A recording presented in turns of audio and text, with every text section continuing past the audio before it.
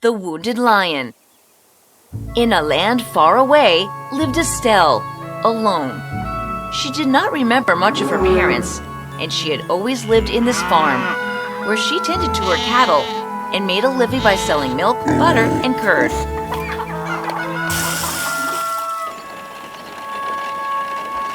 One afternoon, as she was in the forest, in the patch where her cows were grazing,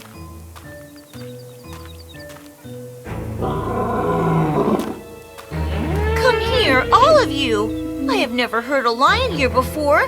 We must go home at once." "Wait a minute. The lion sounds as though he is in pain. We can't abandon him. All of you, wait there." "Caw-caw! Caw-caw! Caw-caw-caw-caw-caw!" Estelle went to check on the lion. She found him seated miserably below a tree. "Oh my, poor thing.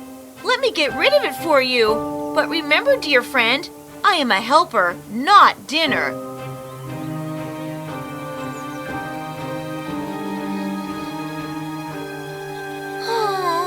Now remember, the thorn will not hurt. I am a helper, not dinner.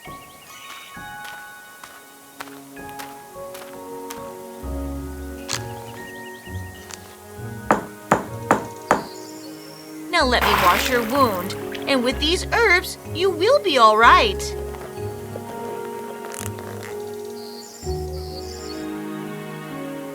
Huh? Oh, it's okay, big fellow. Take care. Estelle was happy to have helped the injured lion. She came back to the place where she had left the cows, and not a single one was to be seen. Caw, caw, caw, caw, caw, caw, caw. Where are you? Daisy? Buttercup? Lena? Where did they go? Estelle searched everywhere, and she could not find them. A year passed by. Margot? Where could our cows have disappeared? Just like that. Is that the same lion? In this part of the forest?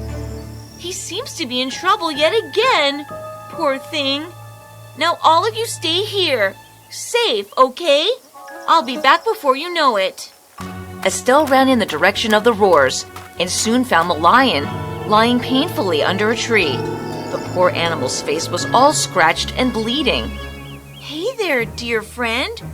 What happened? Remember me? I was the helper, not the dinner. Can I take a look? Oh, this is bad.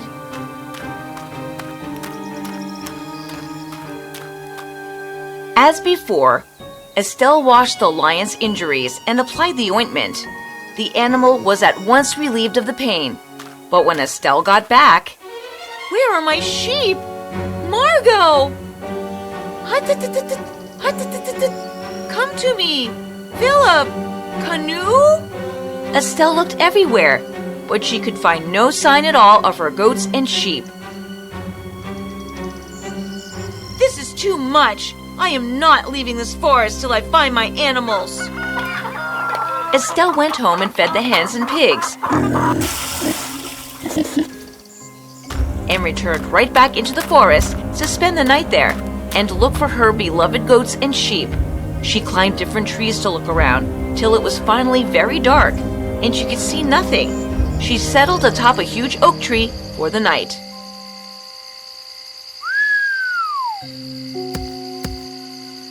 What? Who was that? When the sun came up nice and high, The lion? What is going on here? when the lion was out of sight, she tapped on the rock and found herself in a palatial mansion. She tidied the place and helped herself to the delicious food, laid it on the table, and then before sundown, she came onto the tree again. This continued for 3 days. Finally, Estelle decided that it was time to get some answers. Huh! Oh, so it was you visiting my palace for the past 3 days. I am not surprised. What is it with you and the lion? Come with me. I am Prince Pharaohchair from a kingdom far away. My father had defeated this giant in battle, and as revenge, he abducted me.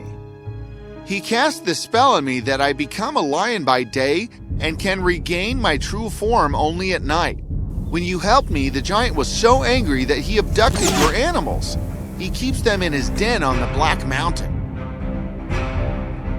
It can only be seen by day, and I cannot climb it as a lion. I will go there.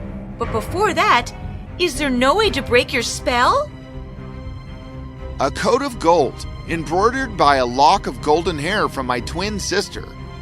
But the spell has made them forget me. How will I get that coat? I will go get it for you then. You will? My country is a long way away. I will go, but before I leave, I need a place to keep my hens, pigs, and geese so they are fed and looked after. Oh, leave them here. I promise to protect them and take care of them. The prince told Estelle the way to his country.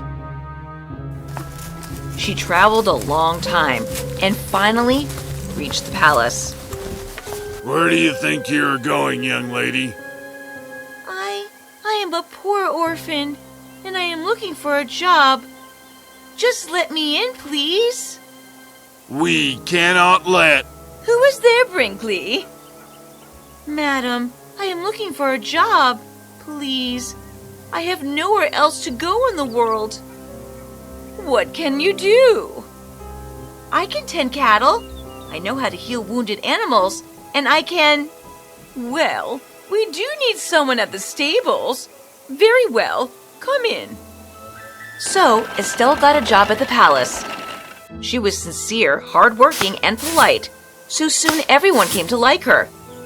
She was also astute to observe that the king's favorite dish was porridge, and that the princess loved to dress up and tie her thick golden hair in different styles. So, Can I make the porridge for the king this morning, sir? I have brought fresh milk for it. All right, Estelle. certainly. In the porridge, Estelle mixed a special delicious rose honey found only in her country. The porridge is ready. Please taste it, sir. It is the most delicious I have ever had. I am sure the king will love it. In fact, the king has a delegation coming tomorrow. Maybe you could cook this for breakfast? I shall be happy to. Can I also take this up to the princess's chambers? Sure. Your breakfast, your highness. I love the way you have done your hair. Thank you so much. Can you comb mine the same way? Father has a delegation coming tomorrow, and I want to look my best. Certainly, your highness. Estelle cooked the porridge and combed the princess's hair. The delegation was impressed, and the king and the princess were very happy with Estelle. Ask for a reward, my dear. Pardon me, your majesty. The reward I ask for is strange, but I assure you it is for a good cause. I beg to be spared my life. Now I am really curious. Do not fear, my dear. I trust you. Tell me. I desire a coat made of gold embroidered, with a lock of the princess's golden hair.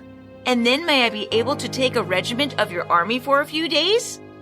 That is indeed peculiar. But a promise is a promise.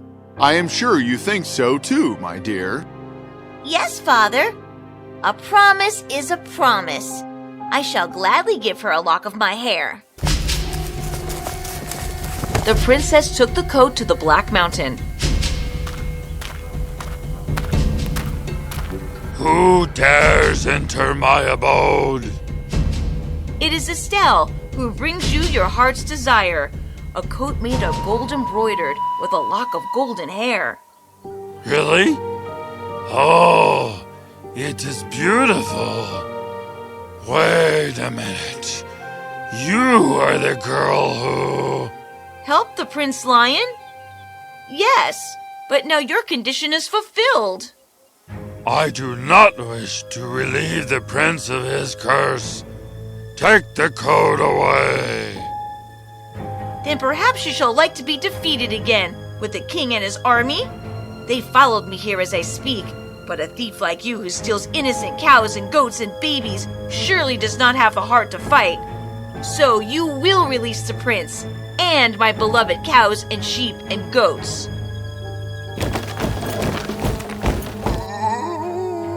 The cowardly giant released the prince of his curse and also returned Estelle's animals. Thank you, Estelle. I am glad I could be of help. Now I must return to my farm. Maybe we could take care of the animals together? At my palace? The prince and Estelle rode back to the palace, where the moment the king laid eyes on him, he remembered him to be his son. The entire family rejoiced. Estelle stayed with them for a while till she finally realized that she too had fallen in love with the prince. Both got married and lived happily ever after.